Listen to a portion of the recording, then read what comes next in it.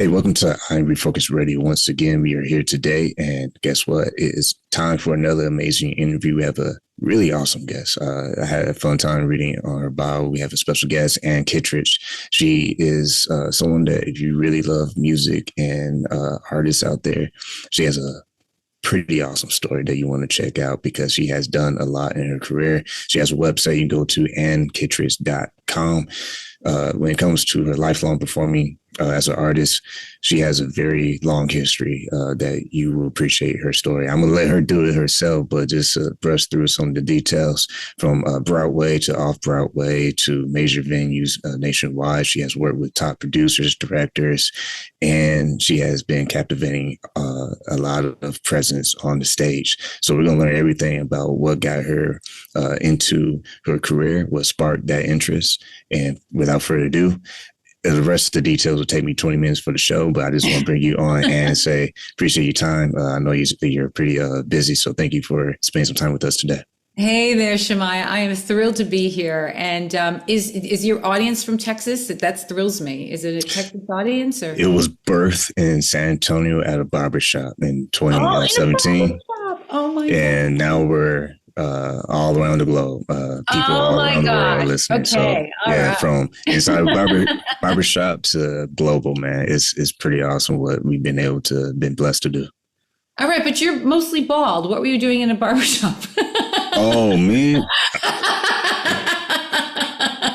Yeah. I call that age. I call it age, man. Right. I'm at the point where, I got the facial hair, but when it comes to the I just keep my hair short. Oh yeah, I call that season, man. That's just season life. I don't know what you looked like before, but you are extremely handsome like this. So I'm just joshing with you. I never had a fro, so I always had my hair cut short. And plus, it's hot in Texas, man. Like it's less maintenance, man. Just cut off everything on the hair, man. But it's not about my hair, man. We're gonna talk about your amazing career when it comes to what you've been able to do with your platform. I didn't get even in closer detail on all the amazing things you have done, but kind of share with the audience first a little bit about what sparked you to want to pursue a music career, and as an artist, how did you develop your own sound? So, wow. Oh my gosh. I love the second half of that question. How did I create my own sound? And what was the first part? I loved that one so much. I already forgot the first part of the question. No. What sparked your interest to get into the music industry? I'm one of those people who I am such an example of someone who didn't choose it. It chose me insofar as I struggled with shyness when I was young. And every step of the way, you find out your loves when you're little. The grown-ups around you who compliment you, that just means the world to you, right? And it sometimes it kind of leads you in the right direction or a direction. And I looked back on this a couple of years ago and realized how many people in school, my teachers and my parents, especially my father, and everyone would always try to get me to sing at an event or join a choir or, do a solo here and there. And I just always turned them down. I really struggled with shyness. And so, but when I look back, I go, well, obviously I had something because, I'm 8 years old and people are trying to.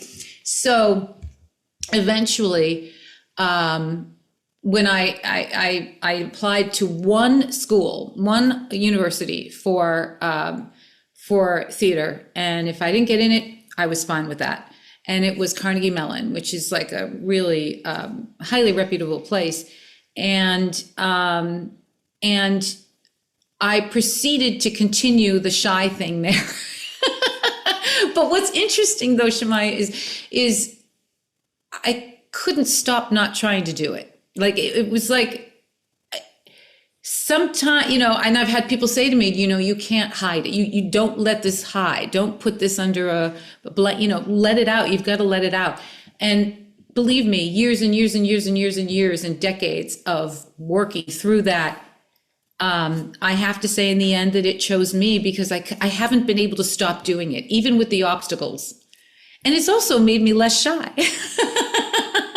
So, It's funny. It's funny you say that because I tell people all the time it took me forever to be on YouTube because I'm an introvert and people don't believe me because they're like, "Well, you talk all the time because you always interview people." I said, "Well, it's a long story because when we started in the barbershop, it was the owner that said, 'Hey, you have a voice for radio. Why are you not using it, man? Like, I'll let you use my barbershop as a place to establish yourself and interview people.'"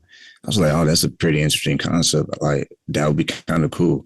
And it was because people always make comments like, "What's so cool about your podcast is that in the barbershop, we get the clippers, we hear people getting their haircut, and it feels like we're actually in the barbershop." So it's like, I grew into this in stages. So I can relate to what you're saying about being shy. You think you're shy, man. I'm shy too, but I come a long way. I think it's interesting on that. And somebody saw your talent, right? Somebody saw that you had a gift, and you probably knew it too, but it was not something that you could just go for.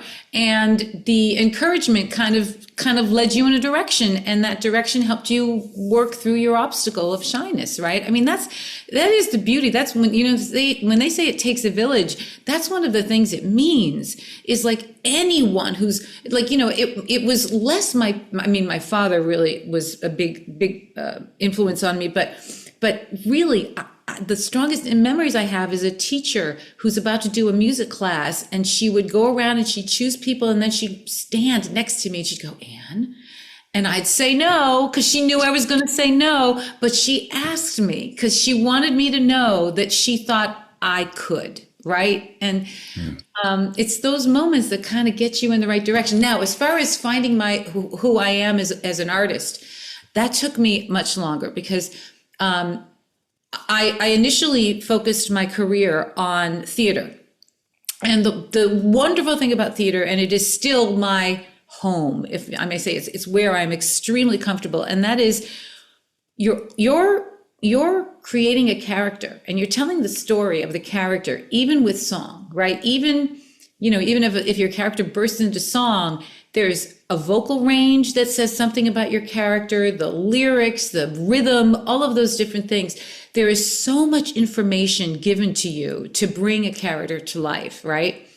But in the last few years, I have been focusing on recording and live performance in Cabaret, which is just me. And I have to say that I don't know, it was very fortuitous that I fell into a group of people who got me. And in all of my years of performing, and I've had some wonderful, wonderful experiences, and, I have to say that there were so many creative impulses that I have had over many years that people rejected over and over and over again, to the point where I just thought was, it's wrong, it's wrong, it's wrong. What was wrong, I see now, was the genre of performance I was trying to use those impulses in, right? And if that makes any sense to you. But now that I'm creating my own music, I'm not writing music, but I'm creating my own shows and reimagining songs as in recordings, I'm with a team that we just are so excited about what we're all doing, and they really appreciate that I bring something. My music director said the other day, you bring things to arrangements that I would never do this with another artist. I wouldn't do it with them, And that just makes me feel so good because all these impulses, I finally feel like, wow, I have found their place. And it's exciting and it's scary because, one of my impulses for my last album, Romantic Notions, that came out last year. So this is the 60th anniversary of Mr. Tambourine Man. And you know that, right? With Bob Dylan? You know that song? And, they've got this movie out about him and stuff.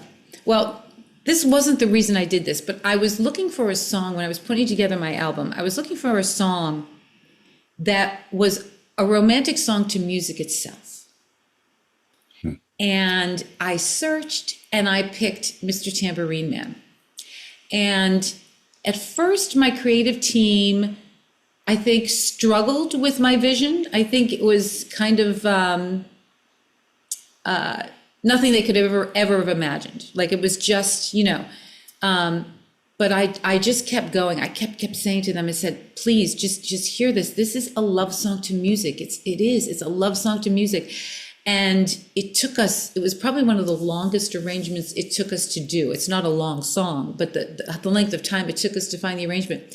But when we were getting ready to release the album, I am going to confess something to you and your audience that I haven't confessed to anyone except my husband, which is I was so scared that I was going to be skewered for my rendition of Mr. Tambourine Man, because it's very different from Bob Dylan's or Judy Collins or the Byrds.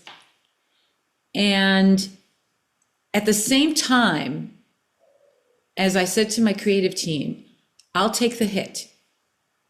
If people hate it, it's on me. It's my thing, and I really didn't know what was going to happen. And what has happened is the other thing. What has been happening is I've been singing this in my shows. It's stopping the show. It's been being played all around on radio and streaming and stuff. And when I've gotten reviews for the album, that's one of them that really sticks out to me. Like, oh my gosh, what she did with this. And I cannot tell you how rewarding it is, because it was dangerous. It was, it was not an easy creative process. It was a wonderful creative process. There were so many juices flowing and so many different ideas. And how do we get this all together? And how do we make this work? But man, is it rewarding when it pays off and people like it. And to add to that, I like what you said, the fact that you had to take that risk, because when you finally are in that stage where you've been doing this for a while, you have the experience in the field. It's not just textbook knowledge. It's something that you have real life, real world experience. Is that time where you are able to be able to afford that risk. And like you said, for it to fortunately pay off, that just shows the connection you've been able to build with the audience, because I like to think of it in this point that a genius level requires uncomfortable levels. And you can't really express that genius inside of you if you stay safe. Right. If you just do it the way it's always been done, if you just, make I won't say excuse, but make that safe box where you just stay in your place and you don't try to explore new options. And understand, reading from your bio, that you have a little taste for philosophy and historical fiction. How has other interests in, your worldview help you with your creativity? Oh my gosh, like enormous. I mean, sometimes, I've been asked on shows like this, sometimes they say, what's your advice for people who want to go into theater or whatever? And I always say that, my answer, I think, doesn't have to do with theater necessarily. I think it is specific to the theater, but I think it's for almost anything, which is the best thing you can do for a theater career or a music career is to explore everything. Get out there, learn the history. I mean, the stuff I have learned, just the history of music. I mean, I've done workshops for kids, who were like, freshman, sophomore in high school and stuff like that. And, I'll bring up someone like Barbra Streisand or, Bing Crosby, and they've never even heard of them. And it's one thing that they don't have to be fans of theirs, but the fact that there is such a dearth of knowledge about these people who really did significant things to change music over time, like Louis Armstrong. Hello, you need to know these people. They will influence the way you choose to sing today. Michael Jackson, has sworn that one of his greatest influences was Fred Astaire. Now, I bet half your audience doesn't know who Fred Astaire is. I hope they know who Michael Jackson is, but I do have a passion for historical novels. I've read so many of them, and but I also really try to, listen, we all find ourselves times in life when we don't like where we are. And some people just make the best of it, and some people fall apart, right? All these different things. I think what I try to do when I find myself in a place that I really don't want to be is I try to learn my way out of it. I try to go, why is this in my environment right now? And I just kind of, in some ways, plow through it and try and take in as much of it as I can to get out on the other side, so that then it can be a part of my journey, but it's not where I'm ending. I'm not going to get stuck there. I can't allow myself to get stuck there. So yeah, I mean, and I was raised and was a devout Catholic for many years of my life, but I have since transitioned to Buddhism. And one of the things that Buddhism brought me, which I'm sure Catholicism probably could have, but it didn't happen till I was a Buddhist, which was I began to realize, because of my shyness caused anxiety. And so when I would get ready to go on stage, I was a mess. I was just a mess. Once I got on stage, I was fine, but getting there I was a mess, right? Buddhism has taught me that my attention needs to be on everyone else. My existence as a performer is not for me.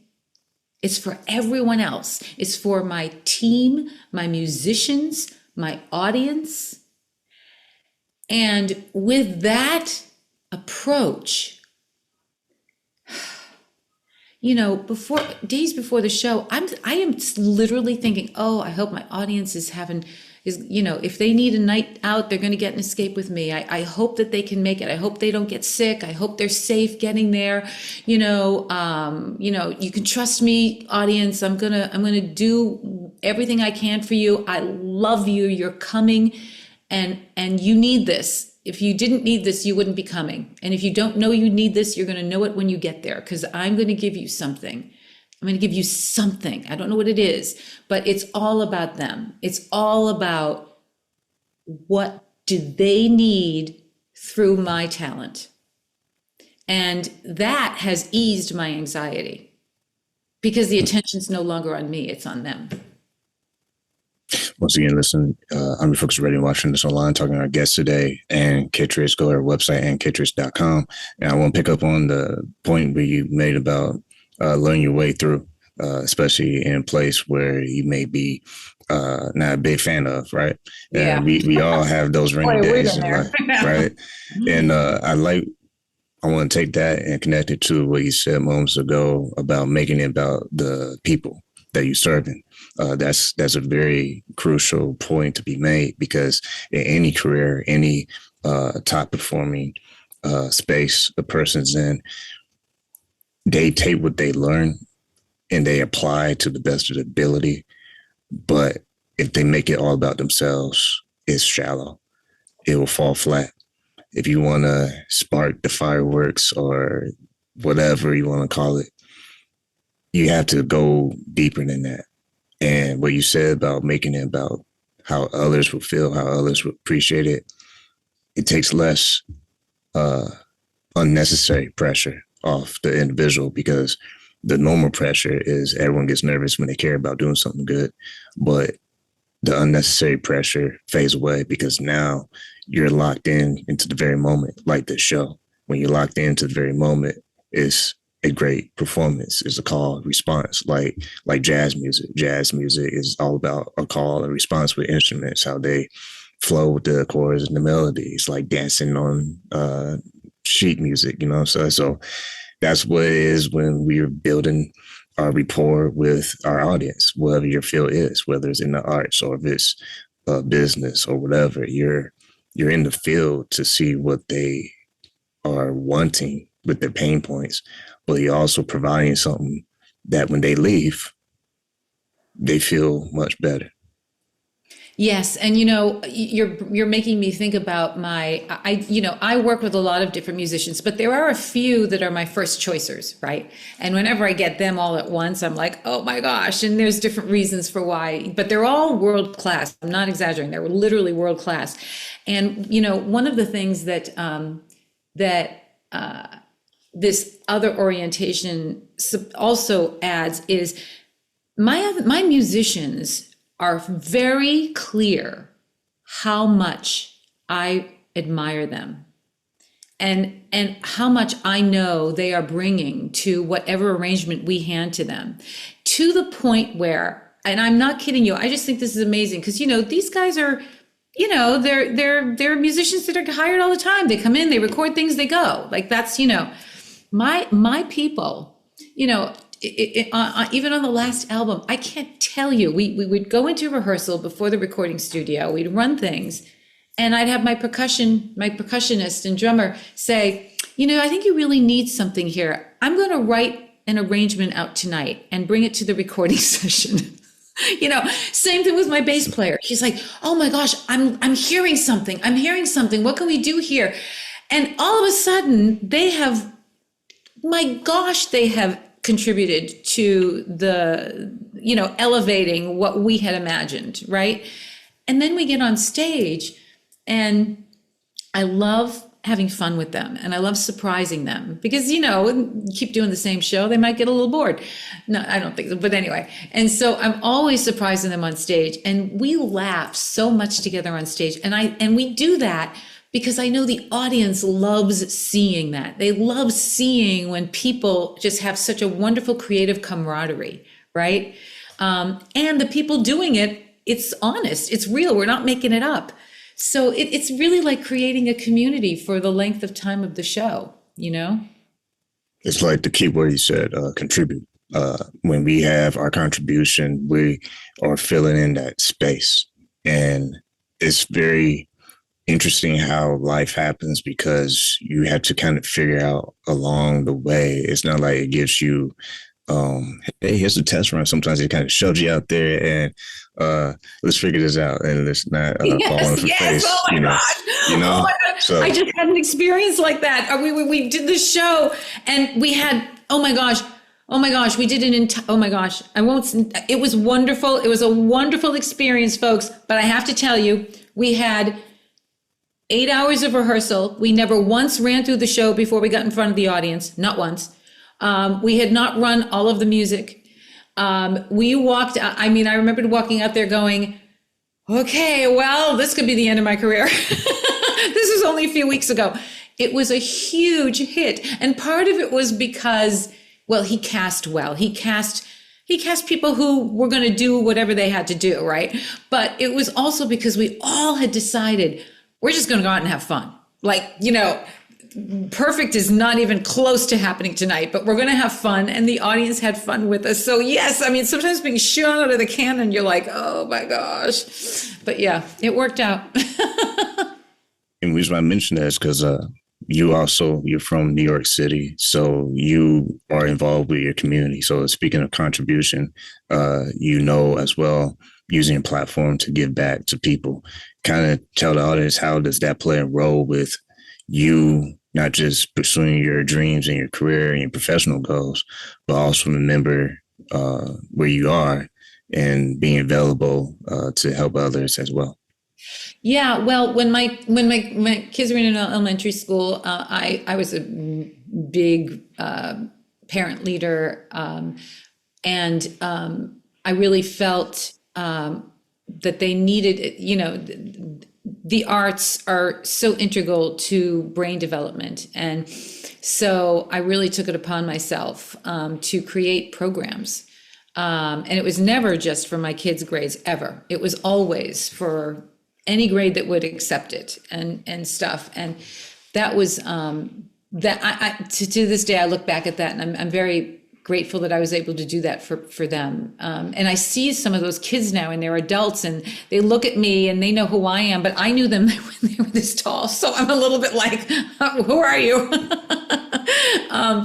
But then as things got going more, I realized that there is such, the art, I do believe, and I'm going to say it again and again, the arts are integral to brain development. It's not about creating singers and actors. It's about creating creativity and thinking, And so when at one point when I was involved, I began to realize that the way at least the New York City system works is there are schools that are so poor that they get hundreds of thousands of dollars to supplement their needs.